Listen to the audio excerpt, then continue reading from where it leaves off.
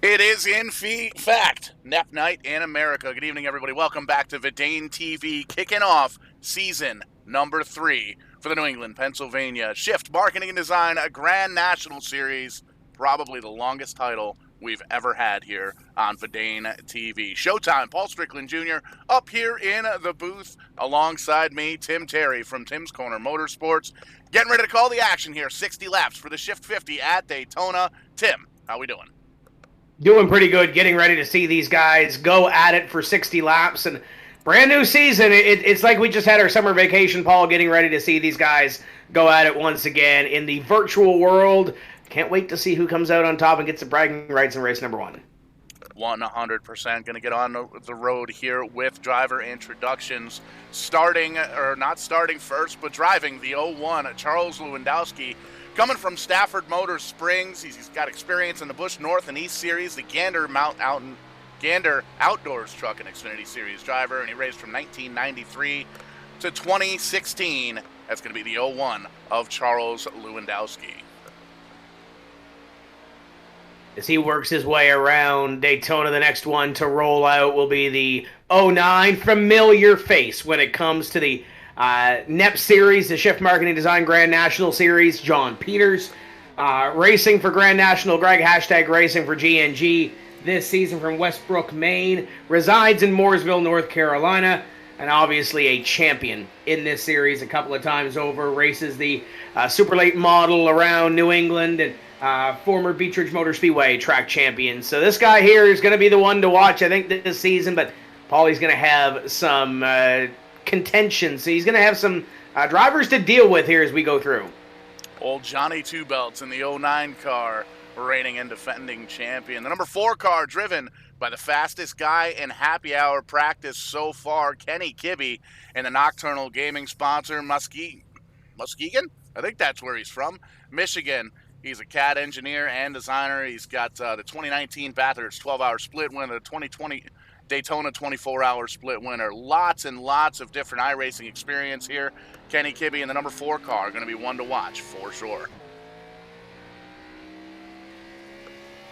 He rolls off for his pace and parade laps. The next one up going to be the 7 of Kyle Casagrande, and that will be the Burlington Sock Puppets entry from Stafford Springs, Connecticut. Unbiased journalist, as one would call him, Paul. I don't know if we can call him that or not, but top 20 in 100% of his past super late model starts. That is something. That is something to behold, right? That is 100% something to behold. That's very similar to my own top 10 finish in the street stocks at Stafford Motor Speedway one time, but also potentially rumored to be the guy that runs Net Bets on Twitter, BetNeps. Be sure to check that out as well. We're linked up on the Vidane TV Facebook page.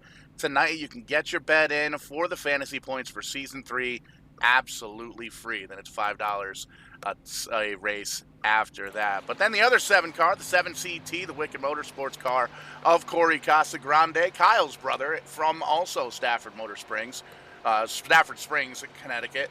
It's going to be a long night with the English language here tonight. He's one-time Stafford track champion, 12-time Stafford winner, and he is a current pro and super late model driver, been all over the East Coast. 7CT, driven by Corey Casagrande.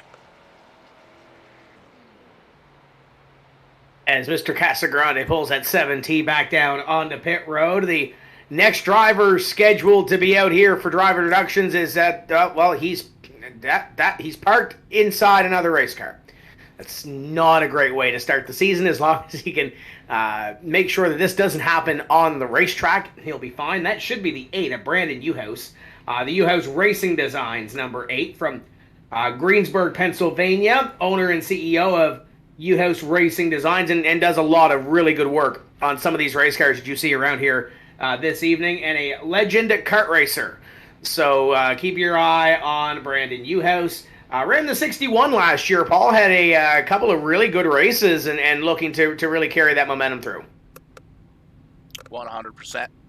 Quickest on the practice board here this evening, so going to be one to watch for sure. Sliding on over to the 9 car of Jason Ricker. He's from Poland, Maine, one of the drivers, close to he's probably one of the closest drivers to Brent Roy in any sense, one of the lone Canadians here in the field, and you can see he's a crew chief. He's crew chief for many years for super late models all over the East Coast, and he's going to be driving the number 9 car, third quick here in a practice, so be on the lookout for Jason Ricker in that number 9 car.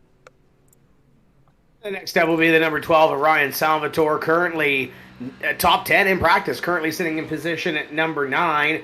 The RSAL TV Hot Rod Solutions of Daytona, Toyota Camry, or Supra, mind you, from Daytona Beach, Florida. Finished second in the 50-yard dash during field day in 1994. That is something to behold. 19-time winner in iRacing official races, which is about 17 more than I have, Paul. So you know he's going to be good when we go racing this afternoon. Team captain of the NEP series, who screwed up the very first call I ever made. Among the accomplishments for Mr. Salvatore, and former series official for the Florida All-Stars Tour. So keep your eye on this 12 this evening and see what he can do over 60 laps at Daytona. Next driver, next number, going to be the 13 of Brendan Marhefka. He's from down in Windber, Pennsylvania. 4th year in the Pro Late Models at Jennerstown. So one of the drivers that represents Jennertown Speedway down in Pennsylvania. Had a pretty good showing there for Verdane TV as well. All these New England, Pennsylvania drivers down there as well. So keep a lookout for the number 13 of Brendan Marhefka. The next one going to be on the screen. That is also a 13. That's a 13 NH and DJ Gerard. Turn 4 podcast, you host Racing Designs, entry from Claremont, New Hampshire. Paramedic and a podcaster by trade. Enduro driver, top 10 go-kart getter, and announcer at Claremont Motorsports Park. Keep your eye on DJ as he rolls through beautiful-looking number 13 NH car this season. And you can see he's the host of the Turn 4 podcast, so be sure to check those guys out over on the Facebook page. Car number 14 brings us the second quick driver here. You can see there's a lot of pretty pink on that number 14 car. The R&R Tree Service, Casa Grande Builders, Linda Brown's Floral U-House Race Design, number 14 car from Mount Pleasant, Pennsylvania. Zane Farrell, or Zany as he's known by all three of his fans. He's the 2010 Charger champion at Motor Dome Speedway, the 2016 Modified Rookie of the Year at Jennerstown, the 2016 Modified Champion, 2018 Late Model Rookie of the Year at Jennerstown, and has one career late model win. Be on the lookout for the number 14 of Zany Farrell. And a newcomer to the series this season, but not a newcomer when it comes to the New England, Pennsylvania racing scene. Matt Fram going to drive the 14 NH, the Peak Construction Management SNF Crane Service. Number 14 NH from North Salem, New Hampshire, resides in Hempstead, New Hampshire. The spotter for Corey Casagrande and fitness coach as well. And he's got experience in everything when it comes to stock cars, big taxi cabs, smaller taxi cabs, super lates, super mods, street stocks, road runners, go-karts, you name it. Matt has experience in it. Keep your eye out for him this season in the 14 NH. The number 16 car not in the field, but Dylan Kopech, usually pilots that from Palmer, Massachusetts. 130 karting wins and 7 championships throughout his career. He'll be joining us later on in the season, number 16 of Dylan Kopech. Next up will be the 17 this season of Keith Lord for Cody LeBlanc Racing from Berlin, New Hampshire. Steel Sales is his trade. You see him there on the screen. Beautiful looking Supra that he is going to be racing this season. He's a glorified spotter and the Granite State Pro Stock Nationals, Mini Stock Nationals, Mini Stock New Year's Bash, 3-time Northeast Mini Stock Tour champion, Thor Sport Racing, secondary spotter for road course events. So Keith knows a thing or two about guiding some cars around a racetrack. Ball, we'll see what he can do in the driver's seat here this evening. Next up on the list, one of the rookies in this season, very impressive in the Super Truck Series, number 24 from Warren, Michigan, a design engineer with multiple wins and championships in several different iRacing leagues. Not in the field, yes, in the field tonight. Here, the number 24, well, there you can see a couple of drivers inside of each other there on pit road. But Austin Bulkey going to be in the number 24 car, and keep an eye on that number 24 Chevy Camaro because he is going to be one to watch, especially here at the Super Speedway. gentleman that I am familiar with, driver of the number 26 this season, the driver from Hanwell, New Brunswick. It's Brent Roy, the Sewell's Paving Speedway 660 Toyota Supra. We call him the Camry Kid, so I don't know why he's driving a Supra. He could have just rebadged the race car. That would have been cool. Vehicle advisor at Recar in Fredericton, and a three-time Speedway 660 champion, poutine expert, and token Canadian. Just don't get him to make steak, Paul, because he'll find some way to just kind of mess it up a little bit. I didn't even know they had steak up there in Canada. But the next driver on the list, the M&S Logistics number 29 car, Jeff Brown. He's the resident historian here for the NEPs series. Eliminated Evan Bullier from the Montreal STS race in spectacular fashion. Aggravated Michael Bennett with pit road entry catastrophe at Lucas Oil Raceway, and he set the Grand National Series record for futility. Jeff Brown coming at us in the number 29 car. That really impressed last season. Scott McDonald in the 44, the kickstand fabrication entry from Vernon, Connecticut. Lease manager at Hart Nissan, and he's got 25 years as a crew chief, spotter, pit crew. The experience behind him. Nice looking car. Got an arrow on it as well. That's pretty nifty, so we'll keep an eye on this Ford Mustang as we go through this NEP season. That arrow lets him know which way to go. That way. That's going to be big here at Daytona International. Hold. The arrow's pointing towards like the other side of the car, so if he's pointing towards the wall, he's doing something wrong. Well, he's going to be going around the outside. 100%. I'm sure that's what it is. Okay. We'll have to ask him later on in the race. But Scott McDonald in the 44. Next up, the number 76 driver. You can see he's got Shift Marketing and Design all over the hood and the corner panel of that race car. One of the series sponsors here. He's a former street stock racer. Managed teams from short track, from NASCAR touring. He's been a spotter. He's a designer and content marketing host, podcast host, all over the racing world, both real and iRacing simulated. Residence currently in Concord, North Carolina. Hometown, though, Vernon, Connecticut. Shift Marketing and Design. Number 76 of Matt Kenfield. In behind, a driver that is no stranger to fans in the Northeast. That's Mike Hopkins. He skips outdoor accents. Number 78 Ford Mustang from Stafford Springs, Connecticut. A cyber analyst. Does not list a Twitter, so if you have any ideas for his Twitter handle, if he doesn't have one yet, maybe he does, maybe he just didn't list it, maybe he wants to fly incognito this season with us. 6-time winner at Stafford Speedway in 2 different divisions, a fan favorite, and I think probably the biggest thing that's on here on his resume, Paul, is he's Corey's best friend, so at least Corey has a friend. Congratulations. At least one up on, me in the booth anyway, down there, burning up the tires on pit road before this race or before qualifying. So Mike Hopkins is going to be fun to watch in the number 78 car. And the last driver profile that we've got here in the notebook, the 99 of Stephen Bedio from Seymour, Connecticut. He's a project engineer. He started rating dirt carts in 99 in Shelton, Connecticut. He's got more than a few wins and a track championship in 2004. He moved up to what's now the street stocks in Stafford in 2009, and he managed to pull out a single win in July 4th weekend in 2010. He beat both Casa Grandes, got the podium at the fall final in the Paradiso Musco shootout, and was then forced to retire in early 2011. Sim racing ever since then. So 21 driver profiles here tonight. There's a couple of other drivers in the field that we're going to be joining, or that are going to be joining us throughout the night in the field here, looking like a solid 28 to 30 car lineup here at Daytona. And we've got just a few moments left in practice for these drivers to get on out there and get their final practice in. This is going to be a great race, Tim. I'm very excited to have these guys back. New England, Pennsylvania iRacing Group, Season 3, kicking it off with the Shift 60 here at Daytona. They do a little bit of everything in this series. If you're new to the NEPs Shift Marketing and Design Grand National Series, we're going to start at Daytona. We're going to throw some road courses in there. We're going to run a lot of short tracks. There's a little bit of everything to run here this season. So you might see some drivers excel on road courses. You might see some of those drivers maybe do a little bit better on the super speedways and have that super speedway prowess. But then you're going to see a lot of short tracks as well. So mixed in between and looking down the list of drivers that might not have had their driver profile filled in time for the broadcast here, Paul. A guy like Anthony Aiello, quick in practice. Obviously, Ryan Libby, we know, is going to be really strong when we throw the green flag every time out. Del Glessner really impressed me late in the last season. So keep your eye on the 10 car as we go through this evening's racing action. David Arute going to be quick as well. Wyatt Alexander, winner at Beach Ridge Motor Speedway a couple of weeks ago.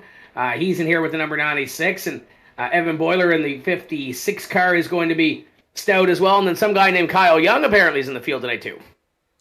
Yeah, Kyle Young running the 93 car. He's going to be out there. Believe he's running a part-time schedule here with the NEPs guys, originally from upstate New York, and didn't even know this guy could drive. He's joined us many, many times up in the booth as a broadcast partner and a commentator, and one of the best in the business. He jumped in for one of the TCM, the Tim's Corner Motorsports special events a while back, and he won 2 out of the 3 events right in that same night. So be on the lookout for that number 93 car as well.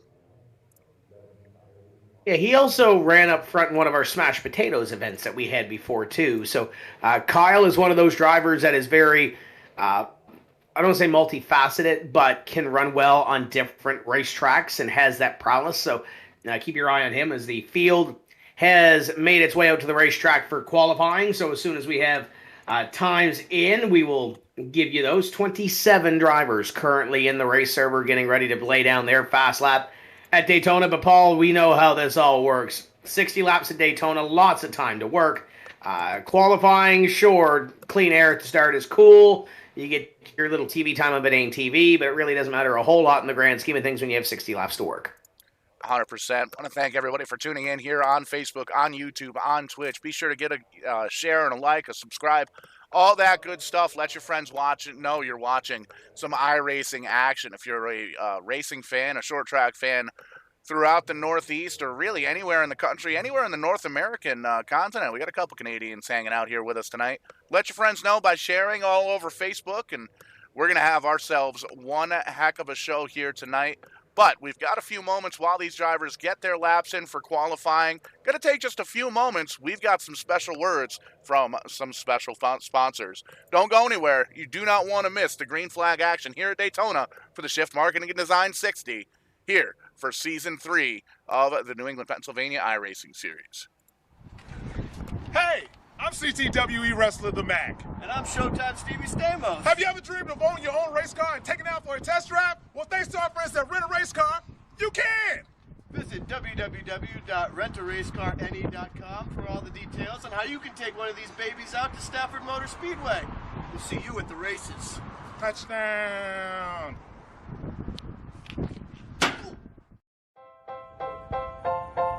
Hello there, racers. Is everyone gassed up or ready to turn left? Well, we here at the Burlington Sock Puppets hope everyone remains safe. And as a note, a good way to do that is to avoid Michelle Hopkins, who drives around the track like he's wearing one of us on his head. Please also watch out for Corey Casagrande. Although Corey isn't the prettiest, his face gets better looking in everyone's rearview mirrors. Ain't that the truth? And we know you're about to get this race started in Daytona, so please keep an eye out for the big one. And once again, we're not talking about the crash, just Corey. Although, he'll probably cause the crash too. But luckily for us, our favorite driver is the one behind the wheel of the number 7 Sock Puppets car. It's his better-looking and more talented brother, Kyle. Good luck to Kyle, and may he celebrate with many beach buckets at Ocean Deck after this easy victory. Booty, booty, booty, let's go racing!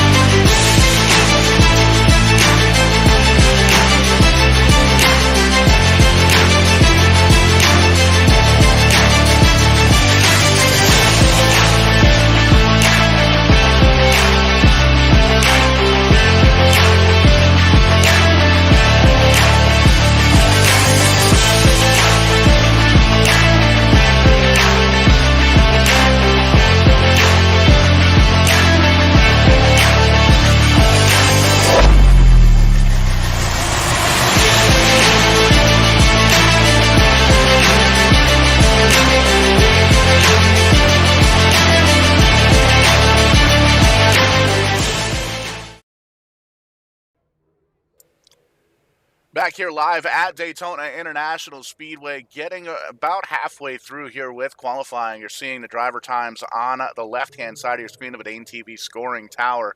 Have just a few moments here. I want to see if we can maybe talk to a couple of these drivers here before the race and see what all the strategy is going to be here. Actually getting a text message from Kyle Young having some computer issues, not going to be able to jump in the race here tonight. So that is definitely unfortunate, especially for those of us that signed up for NetBets and picked Kyle Young to win the race here tonight. But we'll be seeing him later on in the season for sure, and we're going to be seeing Daddio there in the number 99 car. 50.47, same with Salvatore in the number 12 car in second position. So going to be real close with the lap times here, and it's going to be real close throughout the race as well. But we don't usually like to put drivers and guests on the spot here, but a very special guest here at Daytona for Season 3, kicking off the race here. A good friend of the reigning and defending NEP Series champion back-to-back, Larry Mack. Larry Mack, have you got any kind of words of wisdom for some of these drivers getting ready to do battle here at Daytona?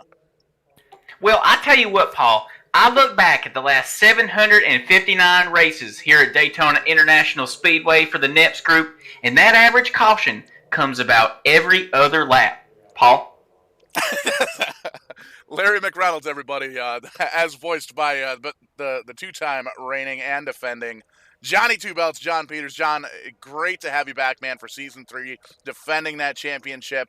What have you got for us? How's the confidence level heading into Daytona? Well, I'm excited. We've been waiting all year to get back to this. We've done some endurance racing throughout the summer, which has been good, but admittedly probably not my strength. So it's nice to be able to get back to the NEP Shift Series here, and no better place to kick it off than Daytona. I kind of hate my starting spot, being right in the middle of the hornet's nest, but we're just going to try to keep it clean and see what happens. Keep it clean, keep it green, always the plan here at the New England, Pennsylvania iRacing Series. Now, got some special graphics, special number on the car. Want to give you an opportunity to talk about the racing for G&G. Grand National Greg, your late father, passed away just recently. One of the big fans here at Dane TV and a very good friend of all of us. Very cool deal that you guys have set up with the racing for G&G. If you've got a few moments to talk about that with us. Yeah, absolutely. Thanks for the opportunity. I lost my dad in July, and he was a huge fan of NEP. So for my scheme this year, I wanted to put him right on the quarter panels and use the hashtag racing for G&G, which we'll do all year long, and then bring some awareness to the racing sponsorship that we've established in his name, G&G's Gift. So we've been beyond thankful for all the donations we got after his passing, and we've actually put that money to establish this racing sponsorship where we'll sponsor one young up-and-coming driver in New England for the next 3 years, one driver each year. And we're fielding applications for that right now. If you want to learn more and apply and perhaps be the first winner of G&G's Gift, check out my Facebook page, John Peters Motorsports, for all the information. And really looking forward to both the sim racing season and the future real racing seasons to come. But we'll let you get back to work. Looks like we're getting ready to line the drivers up on the grid. So good luck, champ. We'll hopefully talk to you after the race. Thanks, guys. Sounds like a plan. Have fun.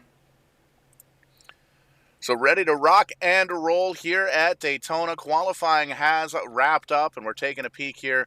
These drivers getting ready to line these cars up down on pit row. And you can see right there as they start to roll, starting on the front row, the number 99 of Stephen Daddio. On the outside of him, Ryan Salvatore in the 12. Yeah, row number 2 going to be Ryan Libby, a driver that we always have to watch here when we go racing, and Anthony Aiello to the outside in row number 2. Row number 3 going to bring us to number 3 of Brandon Newhouse, and the lone Canadian in the field, very fast, won the practice race here about a week ago. Brent Roy in the number 26. Dangerous row in row number 4. You got Mike Hopkins and Dale Glessner. Those two are going to be ones to watch here this evening. And you can see the rest of the field going across, the rest of the starting lineup, rather, going across on your screen right now. Getting ready to do battle here at Daytona. And these guys always put on a phenomenal show. 60 laps here may not seem like a very long distance here at Daytona, but I can guarantee you will be entertained with these Shift Marketing and Design Grand National Series drivers. Going to be starting off Season 3 here, about 12 races all week long, and you'll be able to catch the schedule over on the Facebook page. A couple of Tuesday night races, some Friday nights, Saturdays, some Wednesdays, lots of racing throughout the season here, and we can't wait to get these drivers in the booth, really, to talk to them during the race, after the race. We're going to have some in-race reporters throughout the race and throughout the season. Going to be able to vote on those on the NEP Twitter, and you're also going to be able to follow along with the fantasy points here with NetBets kicking off that, so be sure to check out the Facebook page, get all linked up. There's still time to get that finishing order in, but there goes the pace car. He's going to jump on down to the safety of pit road. Green flag is in the air. We are racing. Season 3 in NEPs is now. Daddy-O going to pick up the early lead to the inside, and a little bit of help in behind from Ryan Libby. The 46 going to give a little shot to the 99, and they are going to lead the train down into corner number 1 and up through the high banks. And Brett Roy going to try to get a little piece of this draft to the inside. Libby goes to the outside, catches Mike Hopkins, and they'll dance down the back. Car's getting up to full song. You can see Ryan Libby in the 46 car, very strong in the Super Truck Series in the off-season. You can see he's holding on to the high side. The 99 of Daddy-O still holding on to that number 1 spot down on the bottom, and you can see just how much quicker that bottom side is early on in a run, and we'll see how long that holds on as these tires start to wear off.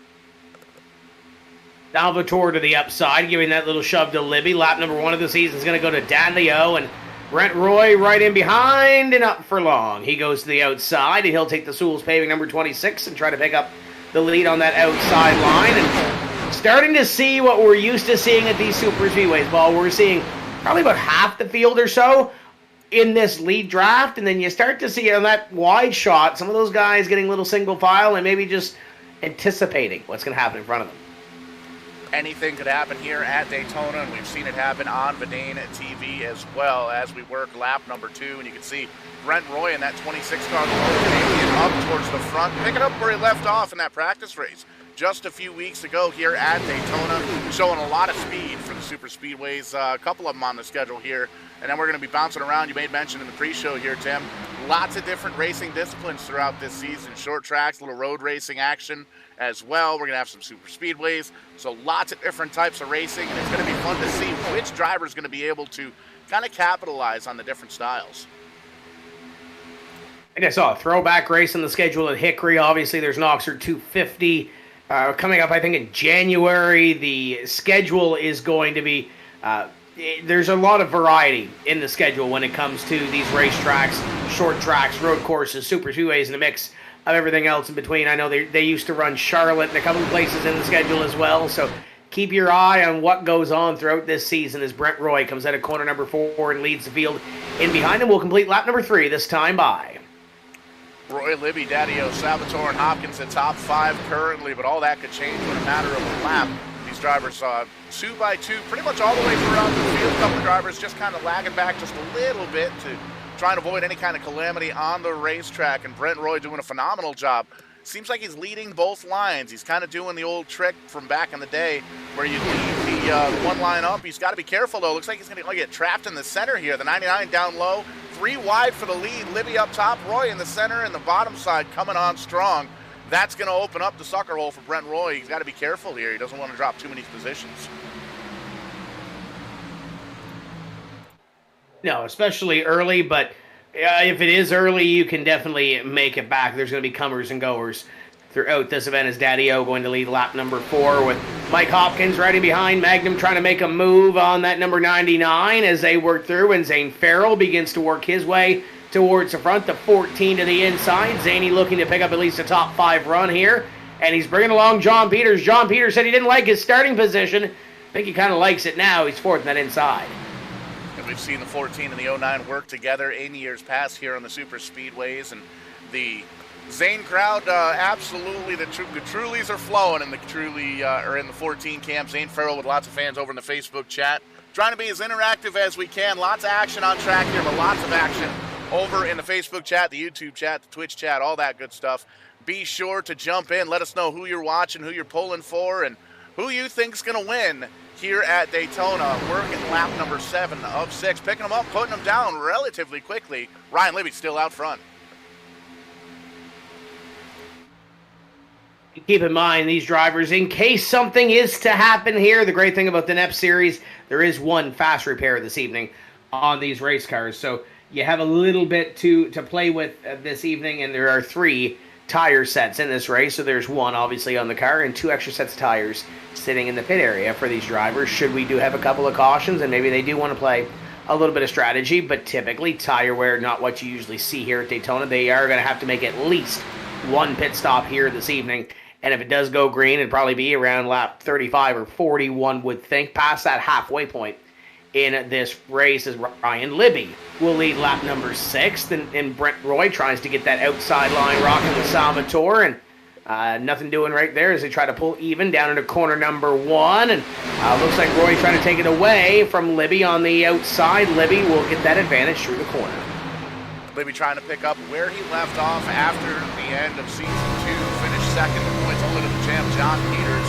And in 17 starts, he had 13 top 5s, which is a phenomenal record here, especially with as talented as these drivers are here in the Shift Marketing and Design Grand National Series. So definitely keep an eye on that 46 of Ryan Libby. Going to be fast all season long.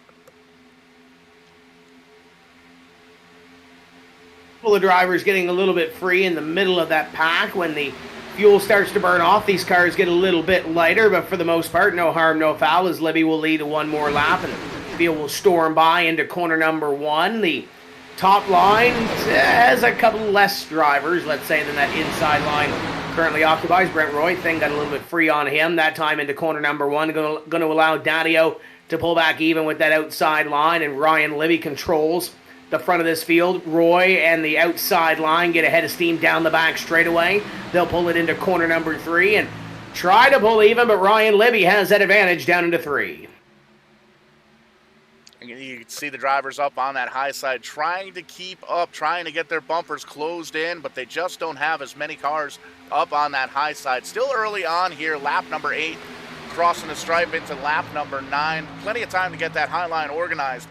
But you can see these guys 2x2 all the way through, running the Xfinity cars here in the iRacing service. So if this is something you want to check out iRacing.com. Lots of different racing styles, different cars, different tracks that come with the service. And as always, as everything else, you can actually see there's different cars and tracks you can download for a couple of extra bucks. So if this is something you wanted to do at home, check it out. Definitely iRacing.com. Let them know if TV and NEP sent you.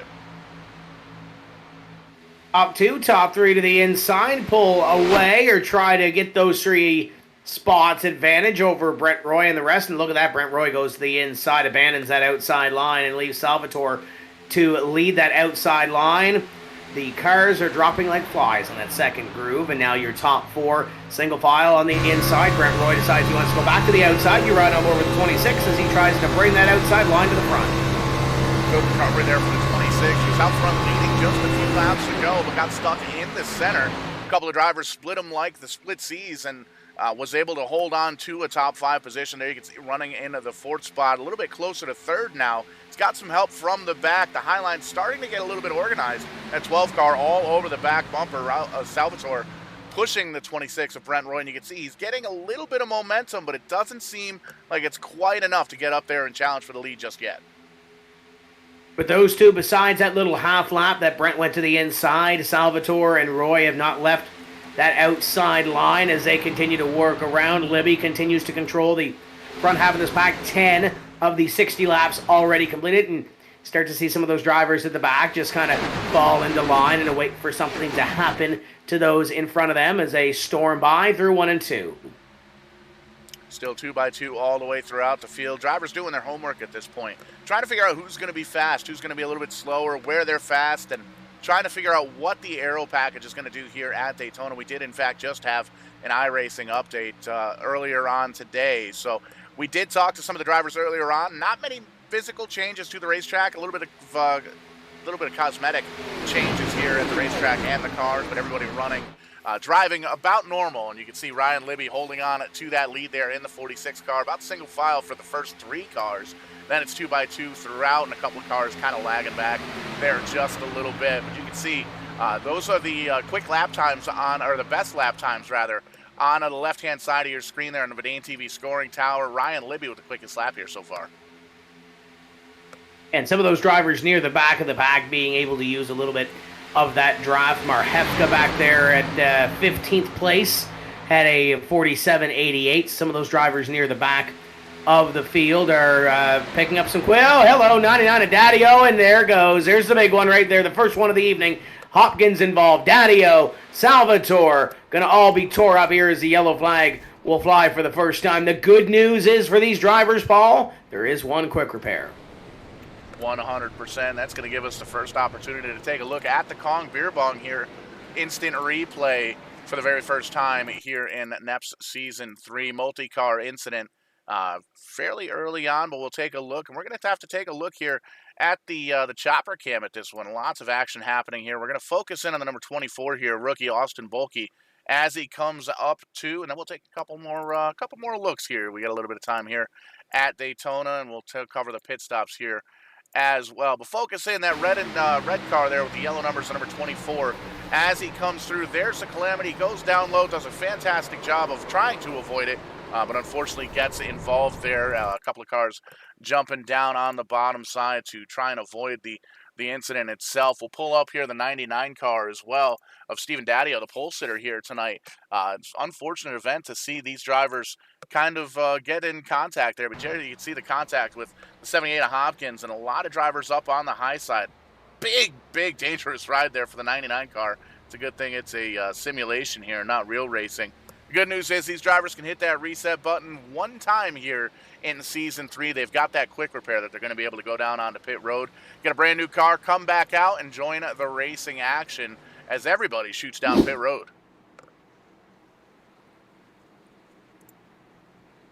And leader's going to come down and get service to their race cars, led by Ryan Libby. He's had the front of the field. He's controlled this pack so far through the first 13 or so laps of this event. He'll come down to the attention of his crew, and looks like maybe just potentially fuel only for this 46. He is down and away.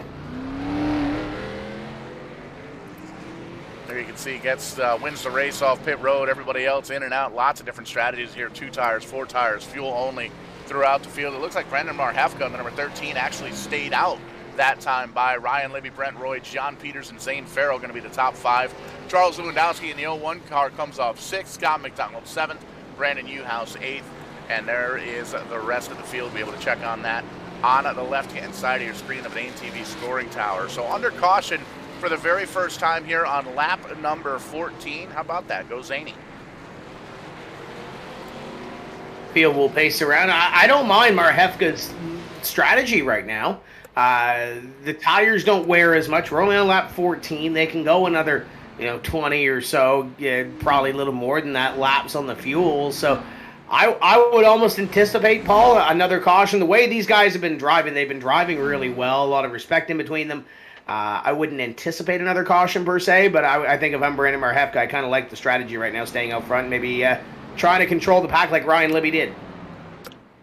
And we saw this strategy last night in the Sim 500 Trans Service Cup Series here at Talladega last night. We had a couple of drivers come down under green flag conditions, make their quick pit stops, fuel only, and then jump back out. Caution came out 5 laps later, so we might see a little bit of reversal of that here. Everybody coming down on pit road to top off fuel. Some of the drivers towards the back electing to get some tires and continue on throughout the race, but Marhefka staying out and going to gamble a little bit.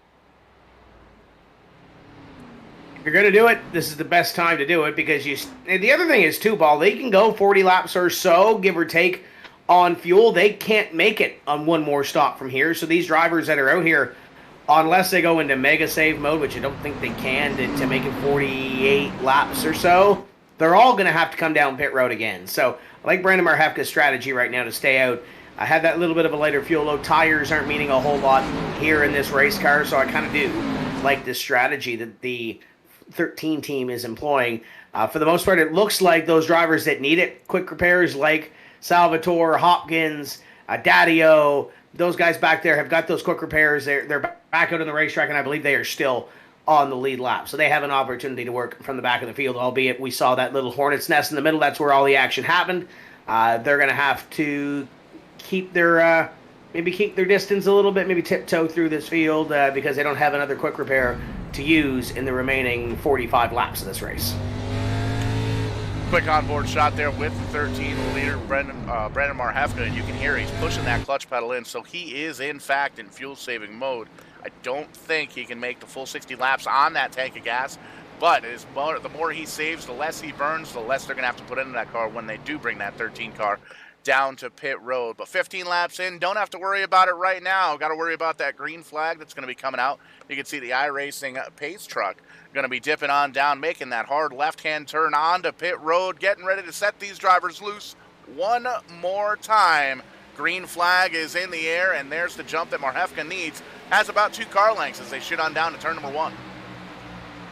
Doesn't want to get that big of a jump, though, because we will see these drivers gang up on him and get that draft going. Ryan Libby trying to find a way around as they get up to speed down into corner number 1 and looks to the outside. At least that's all it is right now through 1 and 2. Peters will take a look maybe to one or the other. He'll go to the inside and leave Ryan Libby hung out to dry on the outside. And for the first time really this evening, we see Brent Roy go to that inside line. 1 car ducking out of line as we work down the back straightaway. But for the most part, everybody looking to that inside line. These Xfinity cars take about a lap and a half to get up to full song. You're seeing that on your screen right now. Everybody now up to full speed as they come out of turn number 4. And you can see Marhefka still holding on to the bottom side. He's getting pushed by Johnny Two Belts, the champ, reigning and defending champion. The 09 car of John Peters has made his way up into the second car in line on the inside, but the outside, Charles Lewandowski pushing the 46 car of Ryan Libby. It's great to see the top 2 guys in the point standings after season 2 up there battling for the lead. Back down to the inside is that check that Libby entry number 46. And again, what we saw in that last run, Ryan kind of controlling this field and controlling this pack up in front. And he was so good at that in the first dozen laps or so of this race, and now continues to do so with Marhefka on the back and Chalou on the outside trying to make it happen as they work around corners number 3 and 4. 17 will be completed this time. And there's a great onboard shot from Peters as you look up at that 46 trying to control this pack. He'll come by this time, and Libby will lead lap 17. And you can hear a lot of times at Daytona, you think full out all the way, full throttle, but you can hear burping the throttle there, John Peters, so he's not up into the bumper of the number 13 car. Powered by Milk there, Brandon Marhefka in the 13 car. So great style there by John Peters, really taking care of the race car there. You can see G&G's gift. We'll get that linked up with the main TV Facebook page, a very cool sponsorship deal for a young up-and-coming racer, or a couple of young up-and-coming racers here in the New England area. But John Peters doing a great job holding on to the 3rd car in line down on the bottom, 4th overall, trying to make a little magic happen, get up towards the front once again. Lap 18 going to be put on the board this time. It's going to be Ryan Libby leading that lap. Marhefka in behind, and Peters trying to hold off Charles Lewandowski to the outside. First time we really talked about Scott McDonald all night long. He's got that arrow pointing towards the front of the field, and he's trying to get that outside line to be there, and maybe 3 wide. Action here. John Peters shuffles Marhefka out of the line. Evan Boylo in the 56 to the inside, and Marhefka not in a great position in the middle. And it's still early on in the run. You got to wonder if the tires or the lack thereof on the 13 car had anything to do with that. We're only about 20 laps in, 19 laps in on that set of tires, but everybody else that came down pit road had the opportunity to even put 2 tires on. So the 13 slipping back just a little bit. I don't know if that had anything to do with tires, really. I think it was more of kind of a happenstance. Got shuffled back just a little bit, and you can see he's going to lead the outside line. But right now, the outside line, only 2 drivers. Good shot there from the wide-angle camera provided by TrackCam.com here on Vidane TV. Single file, little conveyor belt action going on here on lap number 20, 1/3 distance. And it gets a little close between Marhefka and Roy as they work through corners number 1 and 2, and down the back straightaway they go. The 2 drivers on the outside, a lonely 2 drivers as Lewandowski tries to get a little push to Marhefka. Everybody else, at least in the top 10 or so, is on that inside line and working around the shorter groove. DJ Gerard, now a part of the top 10 as well, trying to get a little bit closer to the top 5. Kenny Kibbe up here as well. Now, where does that 26 go? We've seen Roy hop to the outside and look at the outside. There it is. It's John Peters going to go to the lead. And they're going to leave Ryan Libby almost hung out to dry on the inside for a couple of moments there, but now he's got a friend in Kenny Kibbe. Those drivers hooked up on the high side and making the magic happen. You can see John Peters has a little bit of an advantage now. Evan Boyer, Ryan Libby up in the top three. Libby down the bottom side, Peters up on the high side. And just as we say that, everything gets kind of shuffled up. These drivers all over the racetrack here at Daytona International Speedway. Exciting action to kick off season number 3. And the champ, John Peters, up in the front. Well, for now, taking a look at that scoring, timing and scoring, kind of back and forth as Ryan Libby goes up, takes that bottom side to the point.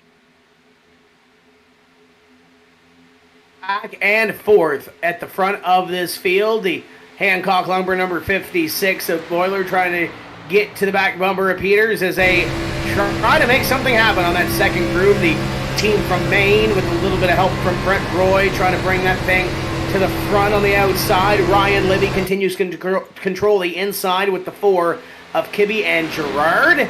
They work down the back straightaway. 22 laps being worked on the board, and Peters has that high line working, and a little contact there. That's not going to help matters. Roy and Evan Boiler get a little bit of damage in that number 56. Good heads-up driving by the field, though. Everybody collects it back up here. The 56 off the pace just a little bit. There you can see Marhefka taking advantage down on the bottom side. You'll probably see the 56 tuck in behind there to catch that draft and try and catch back up to those top 5 drivers. And you can see that pretty much put everybody into a single-file spot right now. That's going to give everybody up in the top 5, top 10 or so, even further on back, a chance to kind of collect their breath and rethink what the game plan is going to be to try and get up towards the front. We've seen Ryan Libby up front many, many times here already this evening, Tim, and he doesn't look like he wants to give up that lead. He's got a long way to go to get there, but these laps are clicking off very, very quickly. Wants to be able to control that front half of the field, and he's been doing a great job here this evening, and it's hard to beat a racer like that because of the prowess that he has at the front of this field and being able to control that top spot. As he'll come by this time, 23 laps are complete at Marhefka and Roy. Now the outside line, and it's only an outside line of 2 as they continue to work around. Top 10 are in this lead draft, and then it kind of goes back to that second draft led by U-House. It's kind of connected, Paul, to this front draft, but not really technically connected. If they wanted to get up here, they could, but they're leaving that little bit of a gap inside.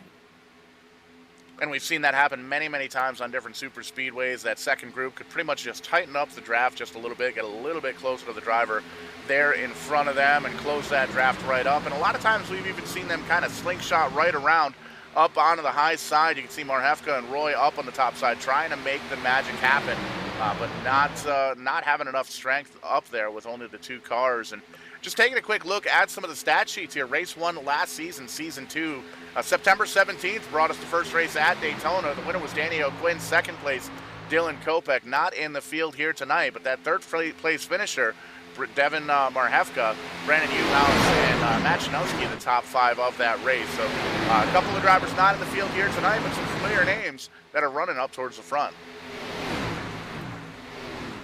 Yeah, absolutely. There's a couple of names. Hello, Kenny Kibbe goes to the outside, makes that evasive move, and almost kind of thought twice about it, and a little bit of a disconjointed drafting up there. A couple of bumps almost went awry down the back straightaway, but Kenny Kibbe going to try to get to the outside of Ryan Libby and make that move side by side as they race off of corner number 4. The 4 will get the momentum, and Kenny Kibbe will try to lead his first lap of the evening as they come by to complete 25.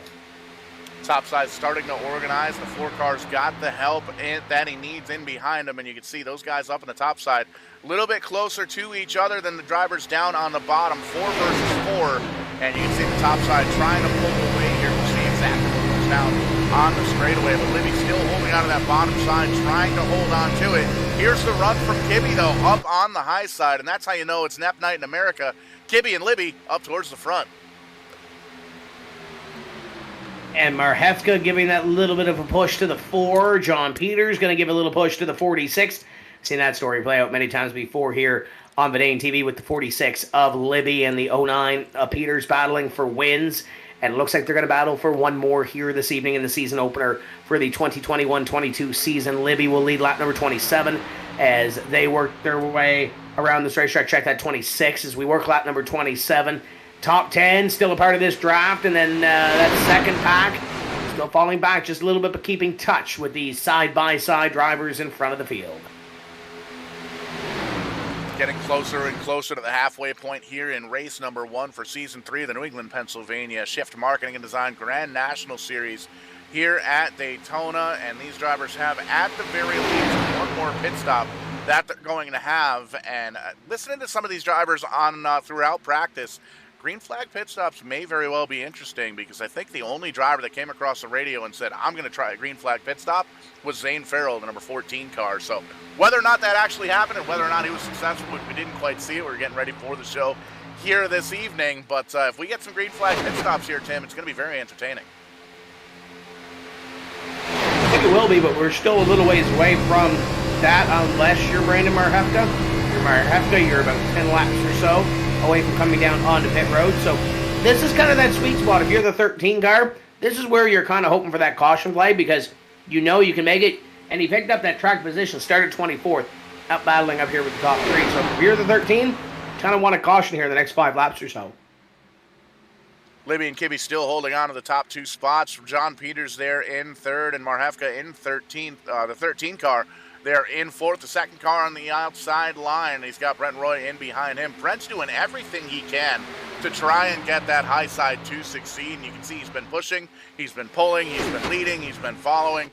Doing everything he can to try and stay up front. He's been doing relatively good, staying up in the top 5 or so. Considering he has a little bit of damage with when him and Evan got into it there on the back straightaway about 10 laps ago, he has a little bit of damage, so it might not be able to make the move like it did before, but it looks like it can still suck up at least a little bit to that 13 as Kibbe goes to the inside line and will take the lead away on that inside. Ryan Libby in behind, and now Marhefka and Roy try to fight back there. There's that second pack, and it looks like we got trouble in the second pack as they come out of corner number 4, and that will draw the caution flag for the second time this evening. So somebody getting crossways there to bring out the yellow flag.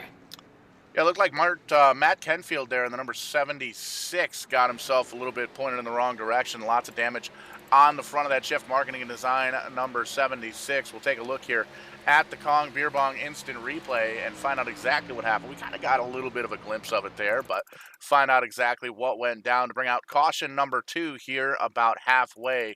Want to thank everybody for tuning in here tonight on Facebook, on YouTube, on Twitch, and all of the different social media outlets that we are, in fact, a part of. It's great to have the fans back here with the NEPs series. Great to have you here watching on Vidane TV. Let us know where you're watching from, who you're watching, and who you're rooting for. And if you're watching on a smart TV or a big projector or wherever you're at in the shop, you got a watch party going on, snap off a picture, post it over to Twitter, use the hashtag VidaneTV to join the conversation. But we're going to take a peek here, look at the number 76 car. He's going to be on the bottom side, and he's got a pair of 7s in behind him, the Casagrande brothers. Corey down on the bottom side. You see the 76 gets loose. Really nowhere for Corey to go, and he comes up, slaps Kyle up into the wall. A little bit more contact, slides into the outside wall, and just wrecked almost all the way through the corner there, and finally ended up pointing that thing in the wrong direction. You can see heavy damage on the front of that number 76 car, but this is going to give everybody an opportunity to come down pit road, get some tires if they wanted to, but more importantly, get some fuel packed into those race cars as we are at that halfway marker.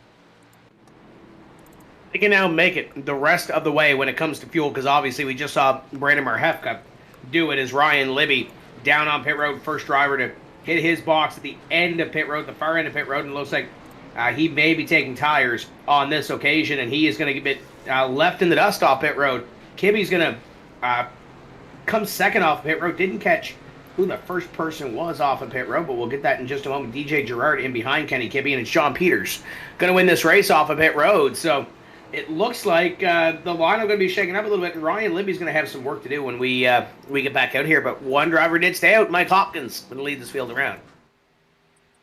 And there you can see out on track by himself at the pace truck as the rest of the field comes off pit road. John Peters, Kenny Kibbe, DJ Gerard, and Evan Bully are going to be the first, the top 5. Ryan Libby back to 6. Brendan Marhefka, Ryan Salvatore, Charles Lewandowski, and Scott McDonald, the top 10 here after pit stops at the second caution. And again, just like last time, one driver stays out. It'll be interesting to see what Michael Hopkins can do in that number 78 car. Mike's going to have to pit at some point because he can't make the rest of the way. He came down pit road, I do believe, on that first caution flag of the evening. But on the other side, Paul, is probably thinking these cautions are going to fall every 15 laps or so, because if we brought John McReynolds back up here, that would be the trends of the race so far. Cautions every 14 or 15 laps, and we get another one with lap 45 or so, 15 laps to go. You're probably going to see one more caution, and you're probably going to see everybody down on pit road to at least top it off and maybe take tires. And you can see the lights are still, lights are off on the iRacing pace truck, getting ready to go green flag racing once again. Everybody going to line up 2 by 2 all the way through. Michael Hopkins electing to stay out in that 78 car to try and get some track position, up 6 spots throughout the night. And John Peters going to lead that outside line. Kenny Kibbe in the 4 car, very strong all night long. DJ Gerard up there in 4th. Ryan Libby back to 5th after that pit stop. But it's going to be interesting to see these guys get hooked up and do a little bit of drafting. Handful of drivers still down on pit road. Looks like they might be coming down just to top off fuel to make sure they've got enough for a potential green light checkered. Your free pass on that caution flag was Kyle Young. He is now 19 laps behind the pace. I had those issues earlier that you mentioned, Paul, and there he is on the racetrack right now. 19 laps down, but still hoping for something to happen here in the next 10 laps or so to knock some of these drivers out of the race. Keep in mind, a lot of these drivers have already used their one quick repair, so this is the first time we're going to see Kyle in the draft in the Bedane TV number 93. He joined the pack under that second caution, or during that second green flag run, so we'll see if he's a factor and see if he can help any of these drivers bring them to the front of the field. Yeah, Kyle no slouch when it comes to sim racing himself. He's been with Bedane TV since the beginning, and really quick driver, so it's going to be awesome to see throughout the rest of the season, especially here on some of the short tracks that the NEP Series is going to be visiting here with the Grand National Series. But tough break not being able to jump into the running order earlier on, but it has a little bit of time to get some track position and a little bit of TV time, just like these drivers up towards the front are going to get. Green flag in the air once again. Door handle to door handle. Peters and Hopkins up towards the front as they run on down in turn number 1. The most intriguing thing is going to be if Ryan Libby can get to the front, and if he can, how long it's going to take him to get back up here and control the pack. He lost the control to Kenny Kibbe before that caution flag did fly, but he's got no real say, per se, and what happens here now is he's the third car on the outside as they started DJ Gerard in behind the 09 of Peters as they race down the back straightaway. Salvatore trying to make it 3 wide, trying to poke his nose out to the outside, but nothing doing there as Hopkins can lead the field down into 3. Business getting closer and closer to getting picked up. These drivers know we're in the second half of this race. The time for studying is pretty much done. You need to start making a move now. You don't want to make it too early, though. You want to make sure that you've got a little bit of time to rebound, and you don't want to show your cards too early. But these drivers still side by side for the front 5-6 rows or so before we start to get single file a little bit back further back. These drivers putting on one heck of a show here at Daytona for the Shift Marketing and Design 60, the very first race here in season number 3. And you can see championship contenders from last season up towards the front. Libby, who's running in the 6th position, finished second to the champ John Peters in the 09 car. Evasive maneuver jumping out on the high side, trying to get around that number 4 car of Kibbe to see if he can make that magic happen up towards the top. He's got a little bit of help. So now we've got about 11 cars or so in this lead draft. We had 10 on the last run, albeit a couple of laps in here to really play out as Kenny Kibbe holds off Mike Hopkins to lead this lap here. Now we're starting to see, Paul, some of these drivers on those different strategies as you mentioned, but the one thing that I'm interested to see is the 12 of Salvatore's up here. He's already used his quick repair. I'm not sure if Chalou used his or not, but I think there might be 1, maybe 2 drivers up here in this lead pack that have already used their quick repair. So now we see how aggressive they get, knowing that there's no more quick repair sitting on pit road. A lot of these drivers in this front half of this pack already have that little insurance policy sitting on pit road and plenty of laps to use it if something does go awry here. And you can see these drivers glued to the racetrack. Everything that they've got. John Peters trying to hold on to the top side. The 13 of DJ Gerard up on the high side. The other 13 car making his presence known up here in the top 5. First time we've really seen him all night long with 25 laps to go here in the very first race of season number 3. And the champ John Peters trying to pick up where he left off last season with a victory and the championship, and showing he is the car to beat here at Daytona International Speedway as these drivers kind of snake back and forth on that backstretch, trying to figure out which one of these lines is quicker. They know the champ's up front, but they know the 4 car's quick down on the bottom side. It's all going to be a matter of who they work with, and there you can see John Peters sliding on down in front of Kenny Kibbe in that number 4 car to lead that bottom track. Looked like a couple of those cars kind of looked a little uneasy on the back straightaway, a little bit free, a little bit sideways.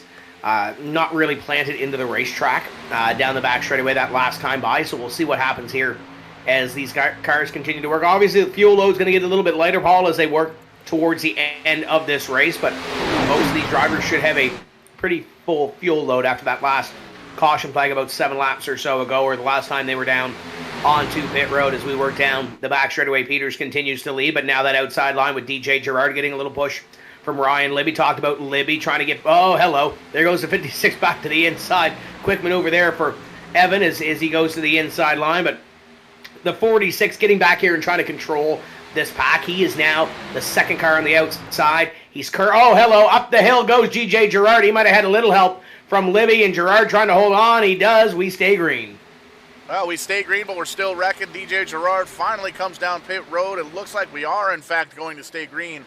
That was a bad mistake there for the number 13 car of DJ Gerard, but a great heads-up driving by all of the drivers avoiding that calamity here. It definitely did spread out the field, though. You can see the front 3 cars have broken away, and everybody else now single file throughout the pack. And this is going to get interesting, Tim, because these drivers that are kind of in this second and third pack, they're going to be able to pick up a run on this top side and very well use that slingshot to get up around the high side. There you can see Charles Lewandowski really closing the gap in the 01 car onto the back of the 56. We'll see what he does with that momentum. Saw Dale Glessner there go 1 lap down as well, so just past the halfway point, the 10 car. What we scored is 1 lap down, and DJ Gerard still sitting on pit road will fall 1 lap down here. Kyle Young, 19 back, everybody else 24 strong, still on the racetrack and on the lead lap and in contention to win this NEPs Shift Marketing and Design Grand National Series opener. The Shift Marketing 60 coming down to the final 22 laps of competition as the field works down the back straightaway, and start to see some movers, start to see 1 car kind of drift up to the outside. Charles Lewandowski thought about making that outside line work, but tucked in tight up right behind that 56 and still sporting that little bit of damage from earlier on this evening. 22 laps to go. Hashtag save us 22. Little shout out to Run Race Car owner Gary Spinato Jr. Big name at Stafford Motor Speedway, and a lot of these guys know exactly where that place is. Stafford Springs is home to a lot of these drivers in real life, and racing all throughout the Northeast. We're going to have some driver profiles up on the Verdane TV Facebook page throughout the season. We're going to be talking to a lot of these guys as well as we go through the season and get to know a lot of our favorite drivers here in the NEPs series, all over the East Coast, all over the Northeast. Lots of different racing action. Jennerstown, Oxford, Stafford Motor Speedway, Thompson Speedway, Waterford. We've even got Brent up in Canada. Speedway 660, I believe, is his affiliation, correct? Yeah, that would be his home racetrack as he battles here this evening. And looks like he's fallen back a little bit. Don't see him up here in the top 10. Did he maybe take that strategy call and maybe stay out at the back here a little bit? He's way out in the back here. Stephen Daddio, who was up front early, led the field to green this evening. This is kind of that second pack outside of the top 10 as John Peters leads over Kenny Kibbe, and kind of bouncing around here a little bit. One driver that I see in the top 10, in the back half of the top 10, how about Wyatt Alexander making the 96 car get up here into the top 10, as you see him here on the outside line, trying to get up a little bit closer to Ricker in front of him. Top 10 is all Chevys and Fords, including Wyatt Alexander in that number 96 car, qualified outside the top 20, and there you can see in the bottom half of the top 10, holding on to the 9th position in that number 96 car. Had a couple of fans on the Facebook page looking for their driver, Wyatt Alexander. Well, there he is. He's in the second half of the top 10, making his way up towards the front with 20 laps to go. Check that, 19 as we cross the stripe. There's Zane Farrell in the picture as well. Been a quiet night so far for him in the number 14 car, holding on to the 11th spot, just kind of riding by himself right now. Has a front row seat to this 2x2 battle that's lasted about 5 rows deep. Yeah, he's one of those drivers that knows that you can't win this race with 20 laps remaining, and have to really make your way towards the front and methodically put that car in a position at the end to win. And just outside the top 10 right now, sitting in position number 11. That's about where he's been running this evening, Paul. Just inside or outside of the top 10, and right now on the outside looking in. But he's got some really strong competitors in front of him. He's got Ryan Salvatore right in behind him in the 12. So some drivers, maybe starting now to position themselves, try to pick that drafting partner that they want to push them or get pushed towards the front of the field. And Zane, I think, just doing a methodical job right now, just making sure he knows what he has for the remaining 18 laps of this race. And we got to give a shout out to potentially Zane Farrell's biggest fan, his girlfriend, his fiance, Lacey, out there, big supporter of Verdane TV, and driver in the Better Half Dash, which I know it is on, it's not penciled in on the schedule yet, just today, but I have talked to Corey Casagrande and the other race officials. We will, in fact, be having a Better Half Dash here this season, where all the girlfriends and the female counterparts of these drivers are going to be jumping in the cockpits. And the rumor has it that it may very well be a dirt race this season, but we'll definitely check that out, and we'll have all that info on the social media outlets, Twitter, Facebook, YouTube, Twitch, all that good stuff. A little bit of a connection issue, it looked like, there for the number 4 of Kenny Kibbe. He's going to go all the way up on the high side, lose a lot of momentum as both of these lines going to go right on by. And now we're going to see the 13 car going to try and lead the charge on the high side if they can get themselves reorganized with 17 laps to go. If that was a connection issue for Kenny Kibbe, that was the gentleman thing to do, to get out of the way and kind of let that thing subside and see what he has for this pack. And that was a great little pan shot that we had there of the two distinct packs that we have. We have one pack here, and then you can kind of see the other one off into the distance as they work around. And Kibbe once again having some connection issues as the 09 of John Peters will lead this field down and getting 2 and 3 wide, and Kibbe going to try to get back to that inside as we work around the tri-oval, and John Peters continues to lead them. 16 laps remaining in the Shift Marketing 60, the season opener for the Grand National Series. Champ picking up from where he left off, won the last race of the season, won the championship last season, as well as the Season 1 championship. You saw them both happen here on Verdane TV, and great to have everybody here with us again on Facebook, on YouTube, on Twitch. Thank you so much for tuning in here tonight. If you have yourselves a watch party, snap off a picture, everybody post it on the social media, and join the conversation using hashtag VerdaneTV. Going to try and keep as interactive as we can throughout the races and throughout the season here. We're going to get to know a lot of these drivers more than we have in years past, and lots of cool stuff coming up here on Verdane TV heading in to the fall and winter months. All the racetracks in real life starting to close down for the season. We're going to have snow on the ground here before anybody knows it, but we're still going to be heating things up in the iRacing and the sim racing world here on Verdane TV. Some big time races coming up here and lots of racing action here with the New England, Pennsylvania iRacing Group, the Shift Marketing and Design Grand National Series, now on season number 3, and all 3 seasons here on Verdane TV. Huge push for John Peters in the 09 car. That 56 is making the magic happen. Evan Bollier pushing all the way up towards the front and to the lead for John Peters, but that outside line starting to get more and more organized. 5 cars strong up on the top side. We're going to see who's going to make it happen on the top or the bottom. We may even have a third line develop here as we approach 14 to go. It's definitely time to go if you are near the front of this field, or at least position yourself to make a late run. Find your drafting partner, find the partner that you think is going to help push you and vault you towards the victory as they run down the back straightaway. Peters to that inside, Marhefka on that outside. It was great to see him kind of position himself via a little bit of pit strategy, and I don't want to bring up the trends per se, Paul, but we've had cautions about every 15 laps. So if there's something that's brewing this around the time frame, that it may happen, but it looks pretty status quo up in front as John Peters will lead this field out with Marhefka working the outside side by side. Marhefka gets that shove from Ryan Libby. He will lead this lap.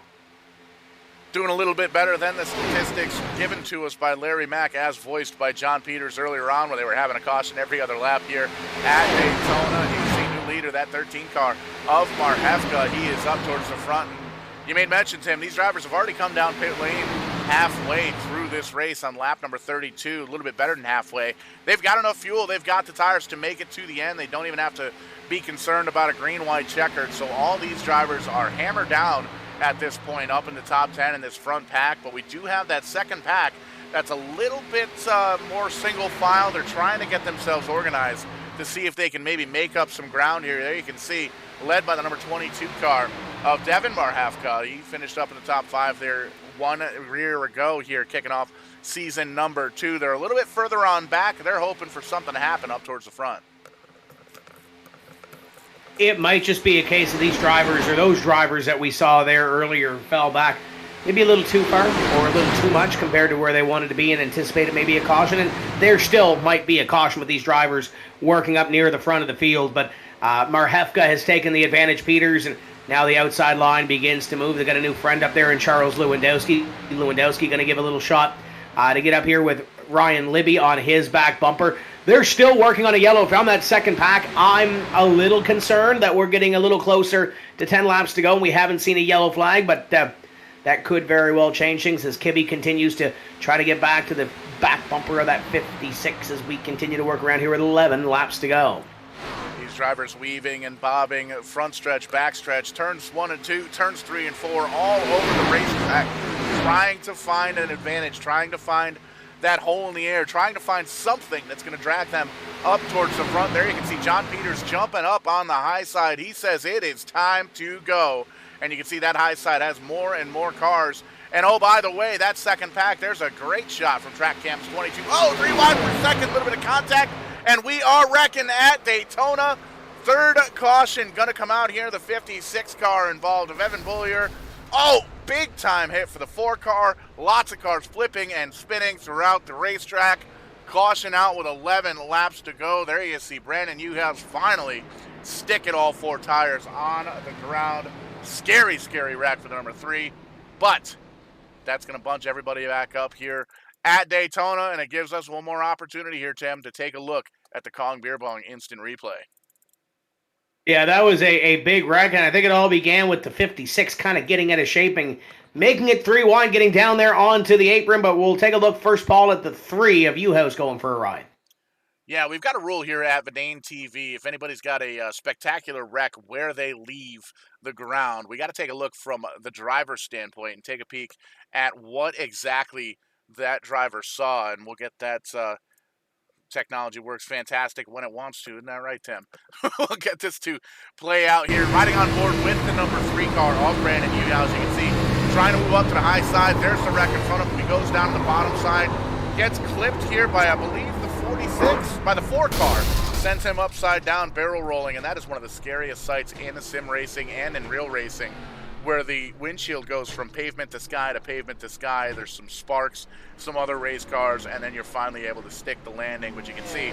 Turning the steering wheel with all of his might doesn't really do any good without any kind of power under that race car. These drivers coming down pit road here as well to get some service done to their machines. We're going to back the replay up one more time and take a peek at, I believe it was the 56 car where that incident started, doing a little bit of live rewind here because that's how we do here. And we saw that 3 wide action with the 56 car of Evan Bullier happen on live, but we'll take another peek at it here. You can see going for the lead down on the bottom side, 3 wide for second.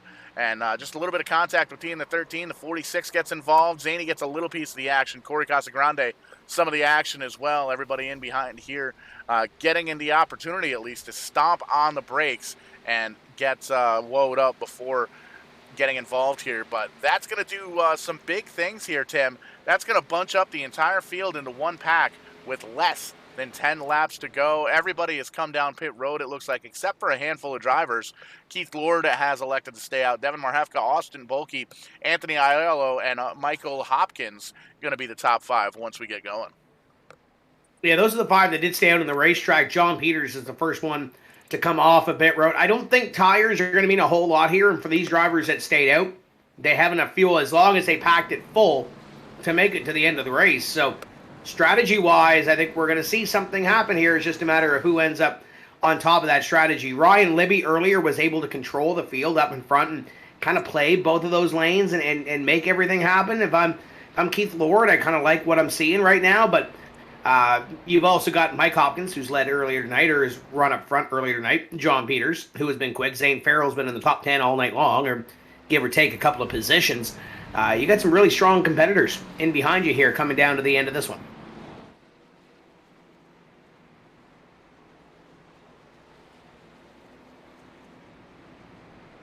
And I think we're going to catch up with a driver that ended up in the second pack on that last run. Brent, you got a copy? Hey guys, how's it going up in the booth? Pretty good. What were you doing hanging out in the second pack there in that last run? Oh, just trying to avoid what just happened. No, a couple cars got together off 4 there, a few laps previous, and we went to avoid and lost the draft and just hung around the back there. So kind of happy to see a caution come. Looks like you got a little bit of maybe cosmetic to the side of the race car. Did you use your quick repair yet? Are you all good to go?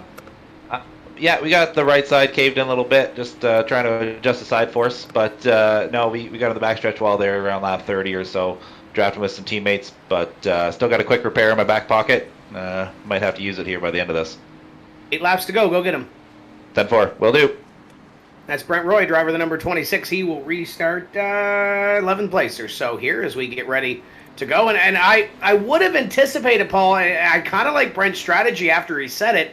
He has that quick repair in the back pocket. I kind of figured after him and Evan got together on the back straightaway, he would have used it.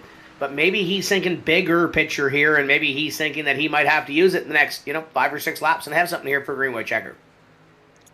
And one of the really cool things, I actually just noticed, Team Maine has actually changed their name to Team Maine/Canada to be a little bit more inclusive for the lone Canadian driver here, Brent Roy, running in at the 11th position. So pretty cool to see that. A couple of different quote-unquote regional teams here. The Maine guys like to work together, as well as the Connecticut guys, some of the Pennsylvania guys from Jennerstown jumping in as well. So always cool to have the competition between the drivers, but a little team aspect as well. Green flag in the air one more time. 8 laps to go. Keith Lord, Devin Marhefka out front. Rookie Austin Volker, we saw he was pretty quick there in practice. He's going to be running third, and you can see he's already on the outside line. And it looks like most of these drivers trying to make the magic happen up on the top side. Takes about a lap and a half or 3/4 of a lap per se for these drivers to really get up to speed with these cars, and we'll see who ends up on top and who ends up getting the advantage out of this one as Austin Bolke tries to get to the outside, tries to get to the inside, gives a little push to Devin Marhefka down the back. Was really strong in the Super Truck Series that we saw him debut in last year as a 4 Kenny Kibbe comes out of nowhere on the apron. A tough break for him. Was running up front a little bit earlier on, but the 22R Marhefka controls. Here comes Lord again to the inside. Lots of cosmetic damage, lots of bent up sheet metal up towards the front of the pack here.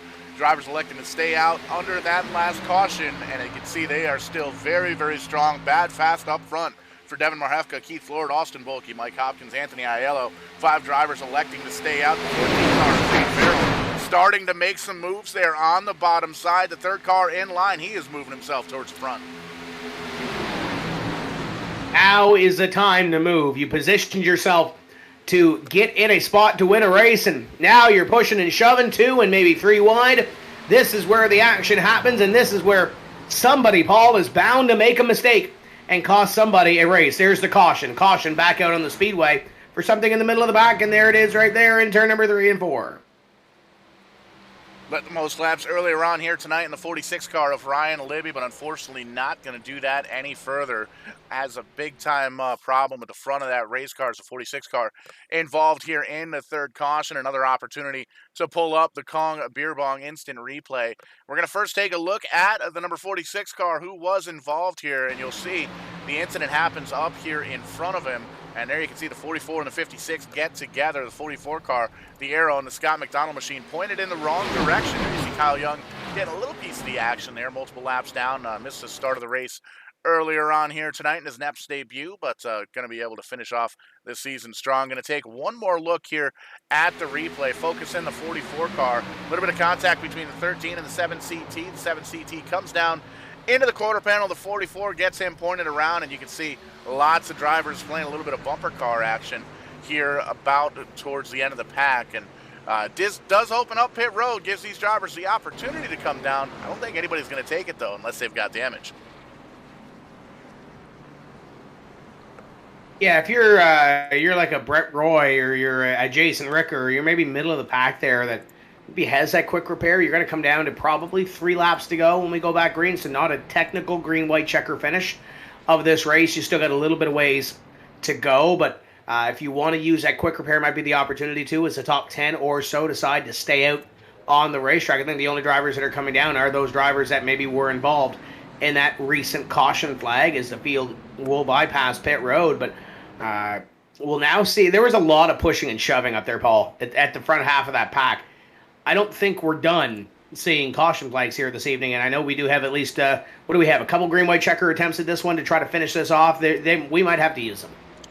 Yeah, I believe we've got 2 attempts at a green-white checkered here at Daytona and throughout the season here, and I think you might be right. I don't believe we're done wrecking here throughout the end of the race. 4 to go is listed as the distance. We're going to get the restart here with more than likely 3 to go, potentially 2 laps to go. As you can see, the 4 car driving on around. Kenny Kibbe getting the free pass. I believe that's going to put him on the lead lap. So technically, that puts 22 cars on the lead, 21 cars on the lead lap. And that pretty much tells me, Tim, we've got 21 drivers that could potentially win this race. Yeah, there's some drivers in the middle of this pack that I don't think are done yet. Wyatt Alexander, we haven't talked a whole lot about. I talked about him entering the top 10 earlier tonight. He's sitting in position number 9. Brett Roy right in behind him. Charles Lewandowski in front of these two have been running up front for a while, as is John Peters. So like right in this like 7th to 12th, 13th range per se is where I think you could see something happen, but with only a green-white checker to go and the potential of guys like Marhefka and Bolke and Mike Hopkins trying to make their cars just a little bit wide to make sure that the guys behind don't make any inroads. This is going to be a very interesting restart. And Anthony Aiello as well was one of those ones that was trying to make the third groove work, trying to make that extreme outside work down the back straightaway on that little short sprint that we had. So I think the 31 might be one to watch here, at least for somebody that's trying to make moves to try to win this NEPs opener. Keep your eye on the 31. Lights are off in the iRacing pace truck and lined up 2 by 2 for potentially the final restart of the night here, Tim. But we made mention business really starting to pick up. These drivers know that they want to come home with the victory here. Devin Marhefka currently leading rookie Austin Bolke, rookie of the season, series rather, and the number 24 car running in second. And Devin Marhefka, the highest finisher of last season's race opener. He finished in 3rd, and he's the highest running driver in the field right now. Holding on to the lead, Michael Hopkins, Keith Lord, Zane Farrell, the top 5. Anthony Aiello, Charles Lewandowski, John Peters, Wyatt Alexander, and Brent Roy, the top 10. Going to get the restart here with 3 laps to go, 2 laps to go. Check that. Going to be exciting here for race number 1. And is it the last time we're going to see the green flag potential for a green-white checker attempt here? This technically not being scored by the sim as a green-white checker finish. So keep that one in mind. If we get back to the white, they'll race back to the checkered flag. But this not technically being counted as a green-white checker finish. Marhefka going to take the outside line to restart this one with Bolke to the inside. It's going to leave Hopkins to the rear bumper of your leader as they work through corner number 3 and 4. An unofficial green-white checker finish to try to end off this Shift Marketing and Design 60, the season opener for the Grand National Series for the New England Pennsylvania iRacing Series, as the field will see the green flag. There it is, and Marhefka is gone. Who makes the big move here in the next 2.5 miles to try to set themselves up for a dash to the finish? Popsicle sticks in the air with that green flag. 2 laps to go. Devin Marhefka has the catbird seat. He's up front on that bottom side. Michael Hopkins, before they even get up to speed, going to jump up on the high side, led by Zane Farrell in that 14 car. He's going to get up to the back bumper, and we'll see if he's going to try and go around him or if he's going to push him. He's going to get to the back bumper of the 78. He's going to go around. He's going to take a peek on the right-hand side. That opens up the bottom line. 3 wide here for second. Rookie Austin Bolke down to the bottom. Charles Lewandowski makes it stick. Brent Roy in behind him with the 13 in behind the 26 car. Coming to white flag, coming out of turns 4. Are we going to make it to the line? Are we going to make this race official? Roy trying to look to the outside, inside of Lewandowski. Are they going to get to the white flag? Marhefka sideways. They are going to get to the white flag. Final lap of racing in the first race of the NEPs series. Who ends up getting this checkered flag? Marhefka leads, controls the pack. That really doesn't mean anything with a half lap to go. Coming out of turn number 2, Devin Marhefka has the lead on the bottom side. Brent Roy makes it high, wide, and handsome. He gets around Charles Lewandowski. He's got push. He's got help from the champ. Behind him, Reckon back, 3 cars back. Green flag going to stay out. Last lap, they're going to let him race. Devin Marhefka in the number 22 car has a little bit of help with the 24 of Volke right in behind him. Brent Roy holding on to 3rd. John Peters in 4th. Little side-by-side action. Austin Volke going to go up in the high side. 2 wide for the finish. Little bit of a 3 wide for the finish. 4 cars crossing the start-finish line almost at the same time. Devin Marhefka going to come home with the race victory here at Daytona for race number 1. Austin Volke, rookie for the series, finishes 2nd. Brent Roy comes home 3rd. The champ comes home in 4th, and Anthony Aiello comes home 5th. Fantastic finish here for race number 1, Tim. Great finish, some heartbreak near the end for a guy like Brandon Marhefka, who was running up front, got turned. The 17 of Keith Lord, Charles Lewandowski, a part of that last lap wreck. But you get guys that we didn't talk about all night long. Jeff Brown, going to come home in 7th place tonight. Matt Kenfield was involved in an earlier caution. He comes home in position number 10 with a top 10 run. But how about Devin Marhefka? Top 5 effort in the opener last year, comes home with the victory and had to hold off Austin Volke for the victory, and he will light it up here on the front straightaway, a winner at Daytona. And you can see lots of cosmetic damage on the sheet metal all the way around that race car as he burns down the tires on the grass there on the front straightaway. Austin Volke doing a little bit of burnouts himself. Well, he's parked on the grass. He's celebrating a hard-fought 2nd place, and Brent Roy coming home. The lone Canadian, best in class, the 26 car, finishes 3rd. And we are going to, in fact, talk to all 3 of those drivers here on the post-race show. Don't go anywhere. We'll be right back. We're going to talk to the top 3, including your winner here for race number 1, Devin Marhefka. Hey, I'm CTWE wrestler The Mac. And I'm Showtime Stevie Stamos. Have you ever dreamed of owning your own race car and taking it out for a test drive? Well, if they still have friends that rent a race car, you can! Visit www.rentaracecarne.com for all the details on how you can take one of these babies out to Stafford Motor Speedway. We'll see you at the races. Touchdown!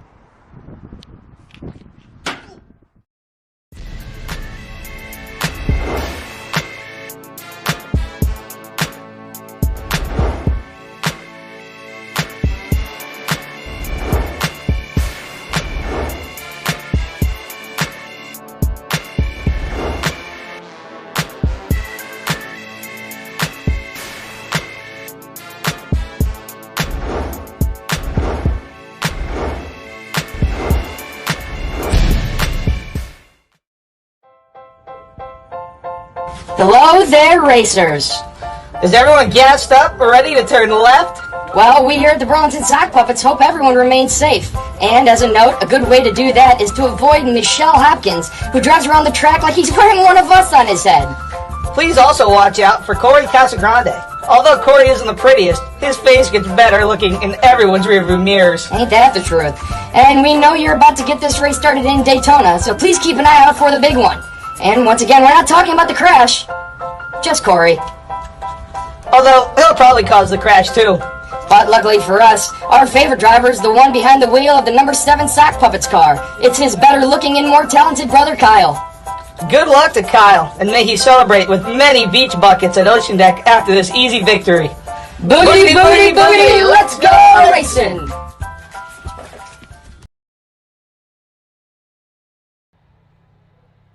Welcome back to the NEPs Shift Marketing and Design Grand National Series season opener at Daytona. Our winner this evening is Devin Marhefka. And Devin, working your way to the front, little bit of pitch strategy at the end, but you had to hold off the field on a green-white checker finish. How'd you do it?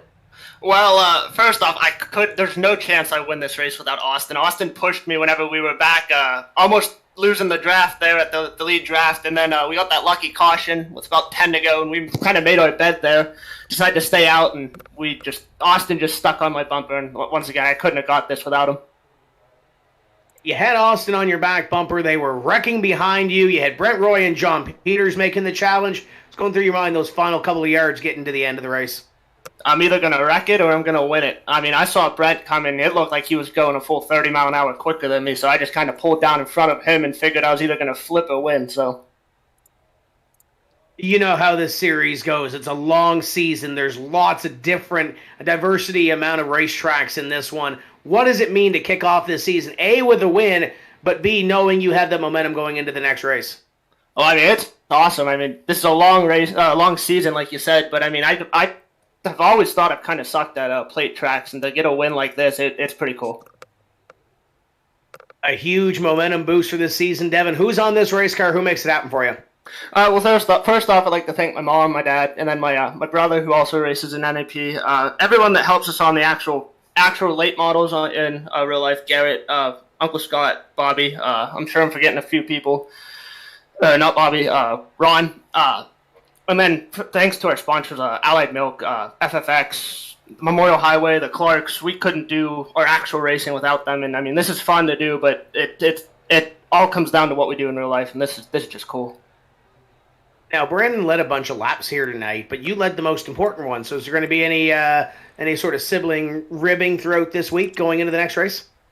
Oh no, he's typically pretty good about it. I mean, I'm sure he'll get his chance to be up here. I mean, he was pretty close last year at Owendale, so I have no doubt he's going to end up winning one of these this year. So, yeah, I think we're good. Congratulations, Devin. Go celebrate. Thank you. That's Devin Marhefka, your winner here this evening in race number 1, Paul, and a guy that helped push him to the end. I believe you've caught up with him in second. 100%. Rookie of the series, Austin Bolke, had a strong showing in the Super Truck Series here just a few months ago on Verdane TV, and already showing that he is going to be a force to reckon with here in the Shift Marketing and Design Grand National Series. Austin Bolke coming home in second position, pushing Devin up towards the front for the lead there on the last lap. Man, talk to us about that race. Talk to us about that finish. Yeah, hey, Paul. First off, my parents are going to yell at me if I don't correct you. It's actually Belkey. So not to be a jerk. They were just going to yell at me if I didn't. Yeah, we had a great race at the end. I was really worried in the middle when we were in that second pack. There was a big wreck that didn't cause a caution, so we probably lost like 6 or 7 seconds. And there was the second pack, and I don't know who was pushing it, but they just weren't getting good runs or couldn't hold a good line. So Devin and I just decided we'd try to go around the outside of them, and luckily we made it work. So we definitely had practice in terms of me pushing him. So at the end, we kind of had it down pat. And then I think we were catching the lead group, but it was really hard to tell because I couldn't quite see the fast guys on my relative. But yeah, after the one caution came out, I was kind of making a game plan in my head, and I told Devin, I was like, look, if we can set this up right, I'm just going to push you until we get off 4, and then it's every man for himself. So we kind of had an agreement that we'd end up doing that, and it worked out. So you come home with second place, a great finish here tonight, but more importantly, that's going to put you second in points here for season number 3. What does this do for your momentum heading into week number 2? It's a lot of momentum. To be honest, this race and any plate race for me is kind of a throwaway. You kind of get whatever points you can muster and you move on. And certainly, a bad finish tonight isn't going to kill your championship. It's a very, very long season. Usually, I think most guys are going to have to end up missing 1 or 2 races. Hopefully, we don't have to miss, but I'm sure each and every person might. So we'll see how it shakes out, but it's a huge boost of momentum to go into the second race knowing we're second in points and see if we can carry this onward. I want to give you an opportunity here. Nobody does it alone. Want to let you thank anybody out there watching, thank anybody that makes it happen, both real racing, sim racing here in NEPs, and maybe at the real racetrack too. Who makes it happen? Who gets the 2014 to and from the virtual racetrack? Well, first off, I got to thank my parents, the good Lord, Zane and Coy for putting this on. Devin, he was a great person to be pushed. I don't know if I could have pushed anyone else quite as well as I pushed him to finish at least second. The Warren Concert Band, Music Pierogi, YRD, BuildYourOwnPokerTables.com, all the guys back at the shop for hooking me up with such a good piece. Thank you, guys. Austin Belkey in the number 2 spot, bringing that number 24 home. Going to be a good points night tonight, and he's going to be starting off in second in points for race number 2 next week. Congratulations, man. Celebrate. We're going to slide it down, already breaking into the poutine there, finishing third. Tim, you've caught up with your buddy Brent. Yeah, Brent Roy finishes in third, and a very close third, with a little help from John Peters at the end. But Brent, what else did you need besides maybe a couple of hundred more feet to win this race tonight?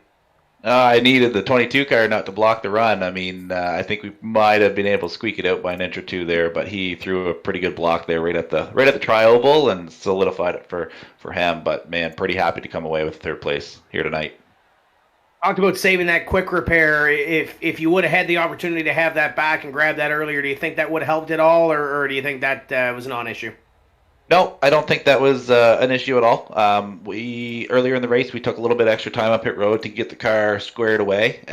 Lost some track position, which put us back in the second pack. But I was happy that I was able to do that, so that way we were as good as prepared as we could be, but still have a quick repair in our back pocket. But man, what a push from the 09. We were coming through 3 and 4, and I come on the radio. I said, "Johnny, I'm backing up to you. Push me. Is all you got." And he said, my toes in the carburetor, so we went for it. But yeah, what a finish.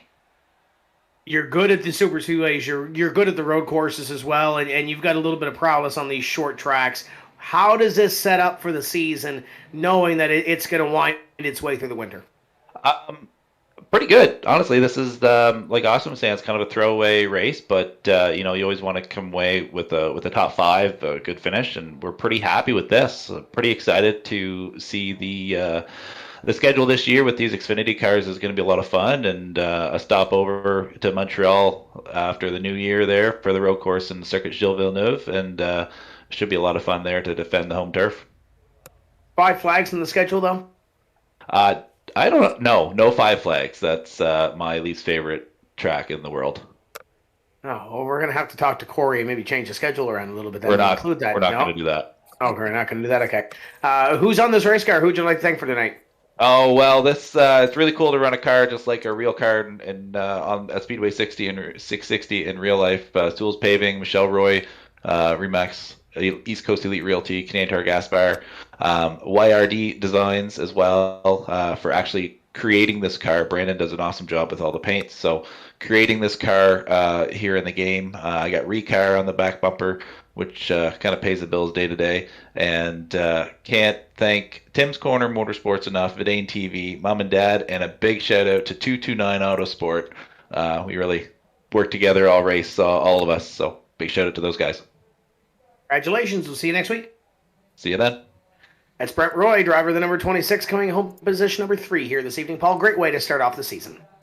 Yeah, phenomenal race here. 60 laps in the book at Daytona. Only a couple of quick cautions and a good clean race to kick off season 3. The hype is in fact real. Always really exciting to watch the NEP guys do battle here on Vidane TV. Be sure to check out the series on Facebook. Do a quick search for NEP Shift Marketing Design Grand National Series, or check out facebook.com/NEP iRacing. 714 pulls up the league Facebook page. You can also check these guys out on Twitter at NEP iRacing. And if you're looking for a little trash talk, be sure to pull up the NEP Sportsbook account as well at BETSNEP, Bets NEP. And that's going to be cool to follow along as well. A little fantasy points action as well. The drivers and really everybody involved in the NEP series doing the open to the public there for the net bets. So be sure to get your bets in. $5 a race this week was free, and well, my pick finished dead last. So we'll see if we can do a little bit of a rebound there in the fantasy points and come back strong for race number 2 next week. The Zane Farrell jumping on board as a sponsor, the Who Yeah Homestead 69, and that's going to be a Homestead Motor Speedway in Miami, Florida, so not too far away here from Daytona, and that is going to be next Tuesday. Looking forward to race number 2, and we'll take just a quick little peek here at the weekly racing schedule here for Vidane TV. Tuesday nights here with going to be the home for the NEP series for the first couple of weeks of the season, and then we're going to be switching to a couple of different nights of the week. We'll be sure to get all that information up on the Facebook page, on the Twitter, on the YouTube page, all that good stuff. But tomorrow night, no TCM Live off this week, but we're still going to be racing with the Loose Slugs Cup Series. Thursday night, going to be the Multi-League Cup Series. They're going to be racing at the Charlotte Roval, off for the weekend, and then Monday night, we're back here live for the Sim 500 Trans Service Cup Series. Going to be racing Monday night, and that is going to be exciting as well. And then next Tuesday night, right back here with the NEP Series, the Shift Marketing and Design Grand National Series, race number 2 at Homestead. Really looking forward to that. But again, want to thank everybody for tuning in here tonight. NEP Night in America was a success. Race number 1 in the books, the Shift 60 here at Daytona. Devin Marhefka coming home with the victory. And we're heading on down into race number 2 next week. But for everybody here for the Shift Marketing and Design Grand National Series, for Verdane TV, I'm Showtime, Paul Strickland Jr., alongside Tim Terry up here in the Verdane TV booth. We will catch you on the flip side. When we do, we're going to be doing it live.